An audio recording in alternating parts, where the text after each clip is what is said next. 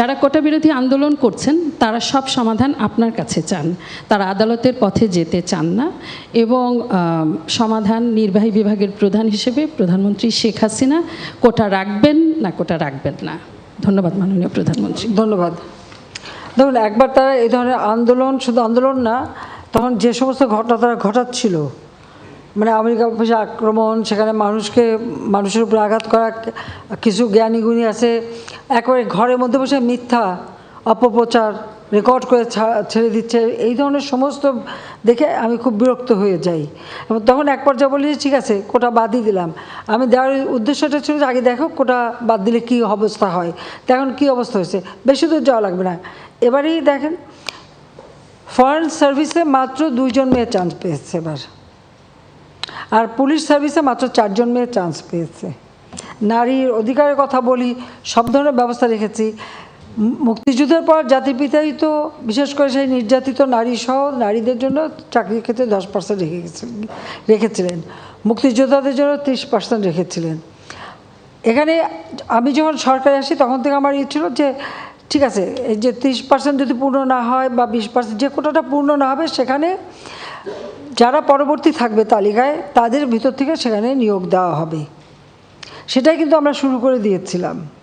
তারপরেও যখন আন্দোলন শুরু হলো সব বন্ধ করলাম, কিন্তু বন্ধ করার পর আজকে ফলাফলটা কী দাঁড়াচ্ছে? আমাদের একটা রাষ্ট্র পরিচালনায় কী ধরনের কাজ হয় সে সম্পর্কে তাদের কোনো ধারণা আছে? সে ধারণা তো আমরা দেখি না। আজকে যখন আদালতে চলে গেল, তা আদালতে সেটা সমাধান, এবং আদালত তাদের সুযোগ দিয়েছে, বলেছে আপনারা আসেন আর্গুমেন্ট করেন, বলেন, তা আদালতে যাক বলুক না, তারা রাজপথেই সমাধান করবে। আর আমাকে বলছে, আমি সত্যি কথা বলতে কি, আদালত যখন কথা বলেছে, আদালতে যখন চলে গেছে, তার যখন রায় হয়েছে, তো সেই রায়ের বিরুদ্ধে এখন এই মুহূর্তে আমার তো দাঁড়ানোর কোনো অধিকার নাই। এটা তো আমার সংবিধানও বলে না, আমার পার্লামেন্টও বলে না, কার্যপ্রণালী বিধিও বলে না, কিছুই না। যতক্ষণ পর্যন্ত আদালত থেকে সমাধান না আসবে ততক্ষণ আমাদের এখানে কোনো কিছু করার থাকে না। এটা বাস্তবতা, এই বাস্তবতা তাদের মানতে হবে। আর যদি না মানে কিছু করার নাই, আর রাজপথে আন্দোলন করতেই থাকবে, তবে কোনো ধ্বংসাত্মক কাজ করতে পারবে না। যতক্ষণ তারা শান্তিপূর্ণভাবে করে যাচ্ছে কেউ কিছু বলছে না।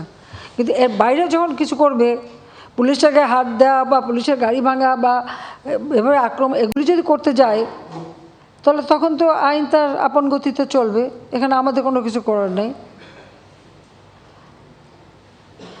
কোটা আন্দোলন করবার আগে তাদের তো পরীক্ষার রেজাল্টগুলি দেখে নেওয়া উচিত ছিল যে কোথায় তারা দাঁড়িয়েছে। আর দ্বিতীয় কথাটা হচ্ছে মুক্তিযুদ্ধের বিরুদ্ধে এত ক্ষোভ কেন? মুক্তিযোদ্ধাদের নাতিপুতিরাও পাবে না, তাহলে কি রাজাকারের নাতিপুতিরা পাবে? সেটা আমার প্রশ্ন, দেশবাসীর কাছেও প্রশ্ন, যে রাজাকারের নাতিপুতিরা সব কিছু পাবে, মুক্তিযোদ্ধারা পাবে না। অপরাধটা কি? নিজের জীবন বাজি রেখে, নিজের পরিবার সংসার সব কিছু ফেলে দিয়ে যারা মুক্তিযুদ্ধে অংশগ্রহণ করেছিল, দিন রাত খেয়ে না খেয়ে, কাদা মাটি ভেঙে, রোদ বৃষ্টি ঝড় সব মোকাবেলা করে যুদ্ধ করে এই দেশে বিজয় এনে দিয়েছিল। আর বিজয় এনে দিয়েছিল বলেই না আজকে সবাই উচ্চ পদে আসীন, আজকে গলা বাড়ায় কথা বলতে পারছে। ধরে তো ওই পাকিস্তানিদের বুটের লাথি খেয়ে চলতে হতো।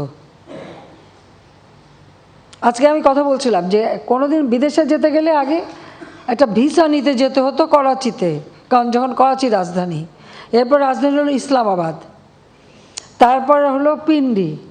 তো সেখান থেকে বিদেশে যাওয়ার ভিসা তো আন্তর্জাতিক কোনো ফ্লাইট ঢাকা থেকে চলতো না, ওই করাচির থেকে আন্তর্জাতিক ফ্লাইট নিতে হতো, হয় দিল্লি থেকে নয় করাচি থেকে। এই জায়গা থেকে কোনো আন্তর্জাতিক ফ্লাইট যেত না, এটা আমার নিজের অভিজ্ঞতা। জাতির পিতা মুক্তি পেলেন 69 সালে, এরপর আমি ইটালিতে গেলাম আবার স্বামীর সাথে কর্মস্থলে যাওয়ার জন্য। আমাকে করাচিতে যেয়ে 2 রাত থেকে ওখান থেকে ভিসা নিয়ে তারপর আমি আন্তর্জাতিক ফ্লাইট ধরতে পারলাম। এইটা ছিল আমাদের অবস্থাটা। তো এরা তো ওই ছেলেমেয়েরা তো ওটা দেখেনি, বা এখন যারা লাফাচ্ছে, এমনকি 15 বছর আগের বা 20 বছর আগে বাংলাদেশ সম্পর্কেও তারা বোধহয় জানে না।